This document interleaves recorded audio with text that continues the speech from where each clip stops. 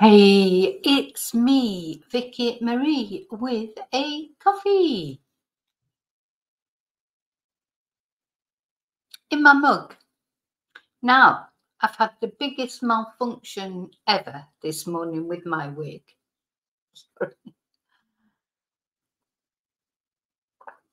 It's nearly ended up just chucked in the bin this morning. I've put it on about 10 times and it's still not right. I don't know. It's weird. It just seems to depend on how you put it on. But I'm here. I've got it on. It may slip off halfway through this. Oh dear, I will be glad to see the back of wearing it, much as I love it. Okay, so bibbity bobbity boo, bringing positivity to you on day 19 of the Advent calendar. So we're really gearing up now. So today, 19, 20, 21, 22, 23, 24, only 5 more days left after this of Advent calendars. So I hope you're okay. I hope you're getting ready for Christmas, whatever it is you're planning to do. If Christmas is going to be a bad time for you this year, well, hopefully I can make you smile today. Hopefully, that's the intention. Make you smile, bring you something positive. I've got a very special story today sent to me by one of my subscribers. And it really touches a chord with me, which I'll explain to you as we go along. So here we go. So remember all the people who aren't looking forward to Christmas this year for various reasons, financial, maybe you're one of these people. I've been this person nearly every Christmas, but for various reasons, but hopefully this year will be better. So you may be suffering financial hardship. You may be facing the loss of a loved one for the first Christmas. A pet, you may have lost a pet recently. You may be estranged from your family. You may just be lonely. Christmas might just not be your sort of thing. You may have mental health issues, physical health issues. There's so many reasons that people might not be looking forward to Christmas. So we have to think of them, say a little prayer for them, because Christmas is a difficult time because everybody's talking about it. You can't ignore it. You can't pretend it's not happening. Every time you turn on the telly, every time you walk down the street, you see Christmas lights, etc. So you cannot escape from Christmas. So if it's a triggering time of year, it's very difficult. So hopefully just through this video, at least, I can make you laugh. If the wig itself just hasn't done it, the singing maybe at the end will. I've got a very special song today, one of my favourite songs, another one of my favourite Christmas songs.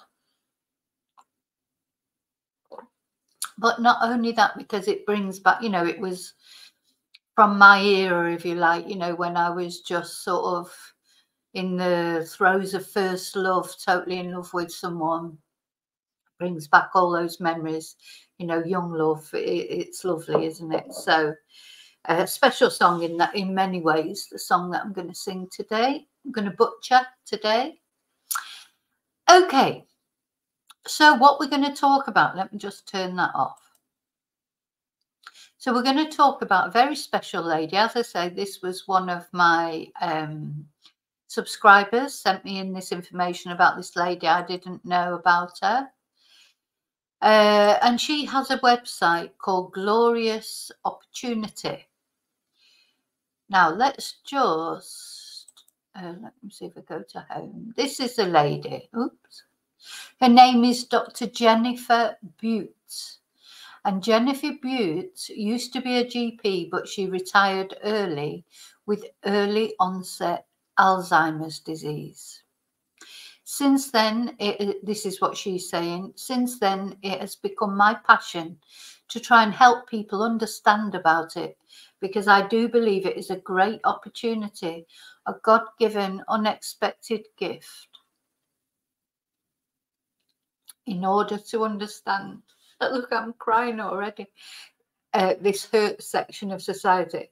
So this is very triggering for me because my mum died of dementia. I've lost a brother, my older brother, through dementia or Alzheimer's. I think it was vascular dementia. I don't really understand all the differences. And my older sister, she is currently in a home with Alzheimer's or dementia. So it really, it's just rife through my family, unfortunately.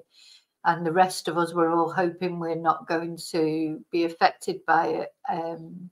But who knows? You just don't know, do you? So it's so common these days.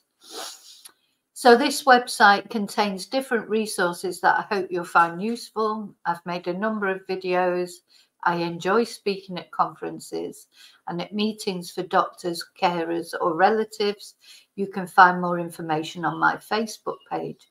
So the thing is, I think this will resonate with a lot of you out there, because even if it's not something you particularly are suffering from, but maybe your parents, grandparents, partners. Recently Fiona Phillips, didn't she? She and from GMTV announced that she'd been diagnosed with early onset in her early 60s. This is, I think, if you like, it's a sort of modern disease, because, it's not, it's been around forever, but people are living so much longer, aren't they? So, years ago, people weren't living as long as they are now. So maybe it wasn't so common. Just for that reason, because people normally died before they got to that stage. And, now there is a lot more understood about it, but of course there's no cure for it.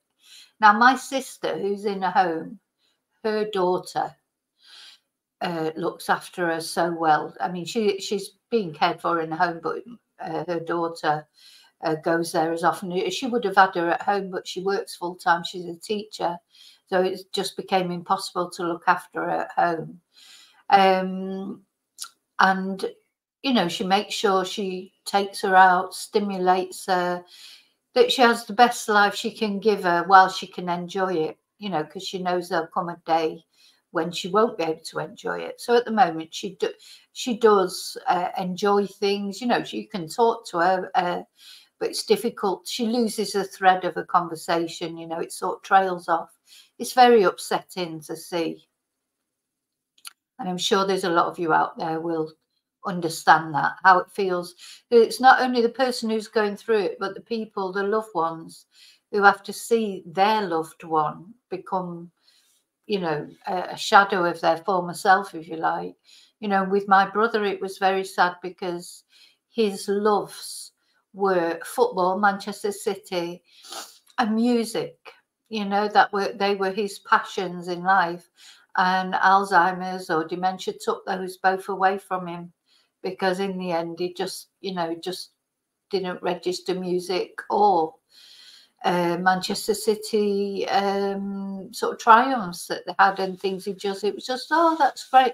But it's quite sad to see that, and to try and have conversations. You could have like a basic conversation, but again, they lose the thread of what they're talking about.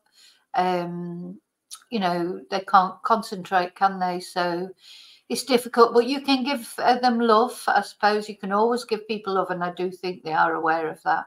And then I watched my mum as well, suffer from it, and eventually sadly died. So, dementia is, I think, an illness that affects nearly everybody in society, in any country. It doesn't matter where you are in the world, and it doesn't matter how much money you've got. Again, dementia is one of those things that crosses boundaries, if you like. Doesn't matter what colour you are, doesn't matter what creed you are, Alzheimer's is present everywhere. So let's have a little listen to Jennifer talking about her illness. I'm Jennifer Butte, and I was 63 when I was diagnosed with younger onset dementia. I had already resigned as a family doctor because I knew in my late 50s something was seriously wrong. For many, dementia is bleak and depressing, but there can still be joy. Poppies, which I love, grow best in bleak, disturbed ground. My father had dementia. I knew something about it professionally, but for me, to experience it from the inside is so different. It's like a gift, enabling me to work out strategies from my medical training so that I can help others, and my faith is central. It all started with me getting seriously lost, so I just bought a car navigation system. I found I was unable to recognize people I'd known for years. I did not realize I had hallucinations until they disappeared for a while with medication. Sometimes I work out auditory and visual hallucinations, even if being chased by an apparent swarm of bees is terrifying. Oh. Apparent smells are always unpleasant. I tend to ignore the burning ones, which can be dangerous. I live in a dementia-inclusive retirement village with support, as unable to live alone. It's such a privilege to continually learn living amongst so many others. I work out strategies to manage everyday living. Modern technology helps me. We need enabling, not disabling. So much can be done to improve things. I think we are with dementia where we were with stroke 15 years ago when nothing much was done. Now there is active intervention. We expect improvement, even if damage is still there in the brain. In the future, people will be appalled by how little we did for dementia. I work hard promoting active interventions, finding the person who is still there until the end. It is all explained in my new book, Dementia from the Inside, a doctor's personal journey of hope. Oh, gosh. It is very emotional. Well, it is for me anyway. But yeah, so this is her book, Dementia from the Inside, a doctor's personal journey of hope.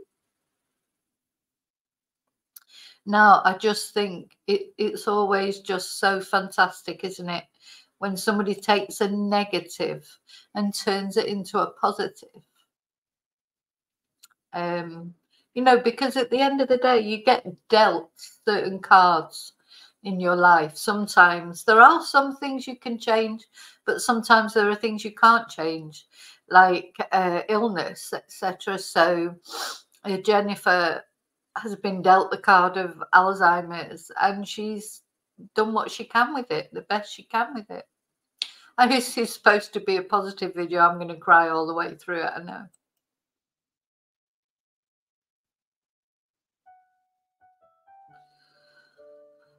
Oh, sorry, I just want to add that I think the reason that dementia there hasn't been so much research, so much I think in our society, anything we can't see, like you can't see dementia. So I think people struggle to cope with dealing with it, but also because it's older people who get it and they're not in a capitalist society, they're not being productive anymore. So they sort of like, it's just, oh, well, it's just an old person's thing, you know. And I think when you're young, and I did the same, you don't think you'll ever get old. You don't think that you'll ever be that person. So the same importance is not put on it, is it? But anyway, there is a lot of research going on. There have been some breakthroughs recently, haven't there? Some medication, etc., that at least stalls it. If not, you know, I don't think it can ever be reversed, but it can be stalled.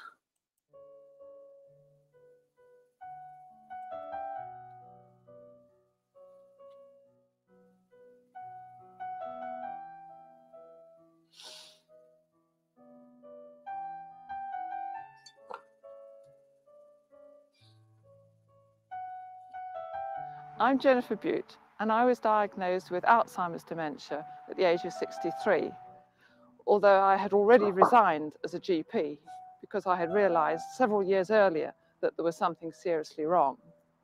I'm now on medication, and it has made a tremendous difference to me. For many people, dementia is a very bleak prospect, but for me, it is a privilege. I now understand it from the inside as well as the outside, professionally. And my father had it, and I do not fear the future. My father once said, "Death is but the turnstile that recushions one's baggage. It doesn't alter the splendor of one's destination," because for me, my faith is central. It all started with me getting seriously lost, so I just bought a sat-nav. I found I was unable to recognize people, even if I'd known them for years.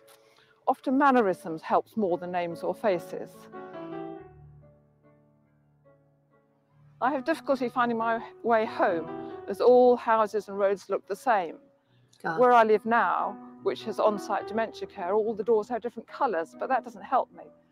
So I have a statuette from our previous house outside the door, which is a familiar thing for me. Travel is very difficult for me, as its complexity overwhelms me, unless I travel with someone I trust who can cope with my distress. But even so, travelling in the rush hour is a complete no-no for me.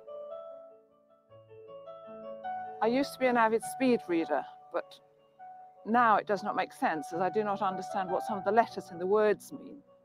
And even words without context don't mean anything to me. I can manage emails and Facebook, and I listen to talking books. Money is a challenge, as I can't add up or subtract accurately. Coins confuse, but I manage online shopping because supermarkets confuse me. I did not realise I had hallucinations until they all disappeared with memantine. I can usually work out that my visual hallucinations are such, logically, but it is useful for me to understand other people who don't have that insight. Many sounds or auditory hallucinations can be worked out logically as well, because we don't have children or babies living in the village where I am, and other people are no longer around. I tend to ignore the phone because I can't cope with it, and if the family want to contact me by phone, they always pre-arrange it. Smells are my most frequent hallucination, and people get used to me looking round to see who's blowing cigarette smoke over me, or me asking, "What's burning?" Gosh. Filling in forms can be amusing for other people. I tend to use computer spell checks. Using lifts can take a very long time. Putting stamps on envelopes can keep the post office in business. I tend to write lists. That's if I remember to read them or can find them. And not recognizing one's relatives can be very embarrassing. Understanding is slow and very different to how it used to be. Cooking recipes can be beyond me. Jigsaws can now be far too complex. Bills might as well be in Chinese. And if I say pardon, it probably means I haven't a clue what on earth you're talking about. Oh. The spiritual never dies. There are no rainbows without rain, and there can be beauty in colour and shape even if the content is obscure. I see dementia as a gift, even the same way as pain can be a useful gift in the right context. It's a privilege to learn so much more from the inside, and a glorious opportunity to explain, educate and inspire. Oh. So there you go, Jennifer Boots. So this is her website. Glorious opportunity. Resources. I think there are quite a lot of there's video presentations on living with dementia, how to help restore speech, how to deal with end-of-life issues, etc.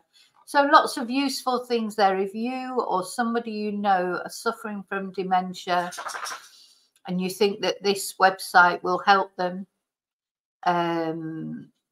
then please, either visit the website if it's you. Glorious opportunity. It's easy to remember. And also on Facebook, let me see if I've got dinner. Yeah, if I show you on Facebook. Glorious Opportunity. She's got 2.1 thousand followers. And there's lots of sort of tips on there about technology, jigsaws, things like this. This is interesting because she picked up 2 knives to eat her main course, and then she got confused because it didn't seem right, but nobody said anything. They just stared at me waiting to see what I would do next, and they even put down their own cutlery. In the end, I asked what was wrong with the situation, and somebody passed me my pudding fork. So we need to copy other people, and there was no one to copy. Oh, you know, it's like, it is like going backwards, isn't it? It's like that's what kids do, isn't it? When they don't know what to do and they look to see what other people are doing and copy it. And what this gentleman said here, laughter diffuses too much. You do have to have a sense of humour about it. You really do, because not last time I was in the UK, but the time before, and I was in a restaurant with my sister and my niece. And my niece went to get the car to bring it round, and my sister opened her handbag and took out a nappy and put it on the table. Oh, dear me. And when my niece, because I didn't quite know what to do, because I'm a bit more experienced now in dealing with her, but I just did, and I said to my niece, I said, oh, she's taken the nappy out and put it on the table. And my niece just said, oh, well, at least it's clean. You know, you have to have a sense of humour, because you know what, in all things really, isn't it? If you didn't have a sense of humour, you can't change the situation. If someone's got dementia, you know, as long as it's not cruel humour, obviously you can't laugh at people in a cruel way, but you have to have a sense of humour, you know. And I remember my brother, I talked to him on the phone, and he'd hear the dogs barking as they do. And he said, oh, I'll take them out for you. I'll come and take them out for you. And I used to say, oh, will you? You know, and you know, there's some very funny things that I remember about the last conversations that I had with him, you know, bless him. Okay, so I hope you find I'm supposed to be positive. I'm in tears, but it is positive because it's somebody turning a negative situation into a positive. And that's all you can do. Do the best you can with the cards you are dealt. And try and turn every negative into a positive. I know it's difficult. Sometimes it's difficult to see the positive in a situation, but we just have to try, because like it or not, we're here. We're on a journey, you know, for whatever reason, and we just have to make the best of it. And there'll be good days and there'll be bad days. And we just have to make the best of what we have, don't we? So, bibbity bobbity boo, positivity to you. So, what I'm going to do now is show you the Christmas photos, and I am going to sing Do They Know It's Christmas? So, there you go. That's something to look forward to, isn't it? Probably not really. Oh, let me just get the Christmas things up. So remember, there's still time to send in Christmas photos. Although, as I say, the song gets longer every time you send in more photos, so maybe you won't want to. Let's see. So I've got the lyrics here somewhere, though I do know most of the lyrics, but I did find the lyrics just in case, and of course I've lost them. Oh, where's it gone? I had everything ready as usual. Things disappear.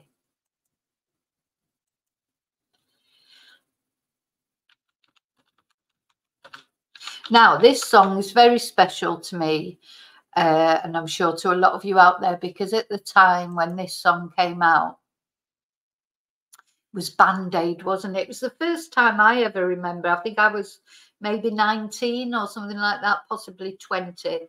And it's the first time I ever remember knowing what was happening, like over the other side of the world. You know, it's probably the first time I ever remember sort of knowing about droughts and things in Africa and how other countries were suffering, etc.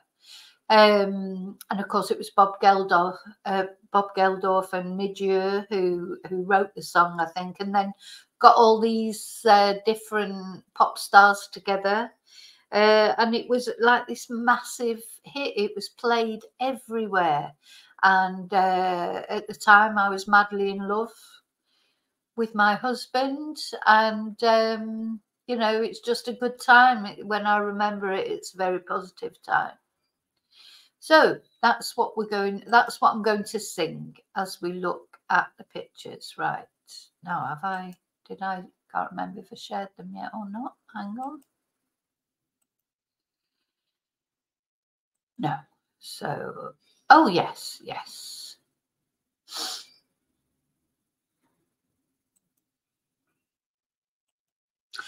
Okay. Are you ready for this? It's Christmas time. There's no need to be afraid. At Christmas time, we let in light and we banish shade. Now remember to sing along. It might sound better if you sing along. And in our world of plenty, we can spread a smile of joy. Throw your arms around the world at Christmas time. But say a prayer. Pray for the other ones.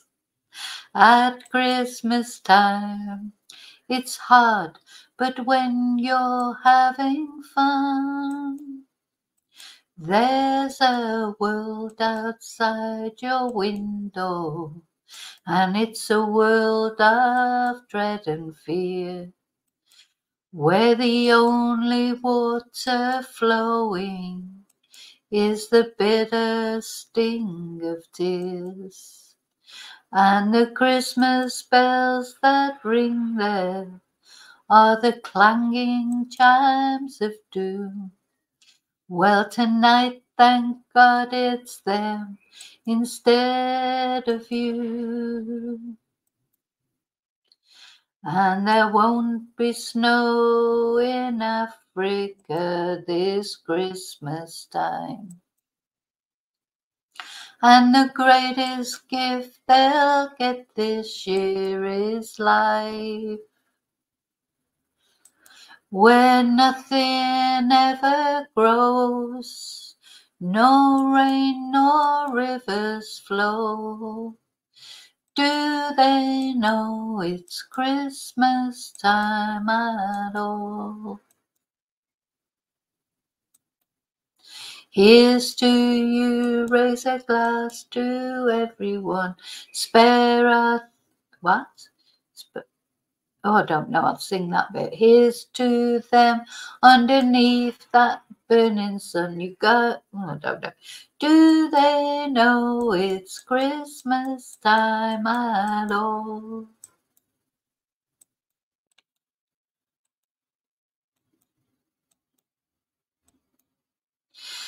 Feed the world, let them know it's Christmas time. Feed the world, let them know it's Christmas time. Feed the world.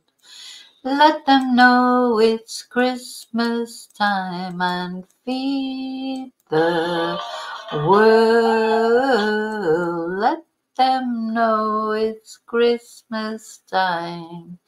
Feed the world. Let them know it's Christmas. I love that one. And then there won't be snow in Africa this Christmas time. And the greatest gift... Alexa, turn on Christmas lights. I just can't, I just can't stop being entertained by that one. Here's to you, raise a glass for everyone. Here's to them underneath that burning sun. Do they know it's Christmas time at all? Now, there you go. Hopefully that's put a smile on your face. Or maybe it's made you cringe, I don't know, but I hope you sang along. So I'll be back tomorrow with the next Advent calendar for the 20th. I feel all sort of lazy today because a lot of my classes are finished now for Christmas. So I've got very few classes. So you may see a little bit more of me on the videos and that. Just see how it goes and what comes up. So, bibbity bobbity boo, positivity to you. And remember to live and love wisely, carefully. And I'll see you really soon in the next video. And until then, may your God go with you. Bye.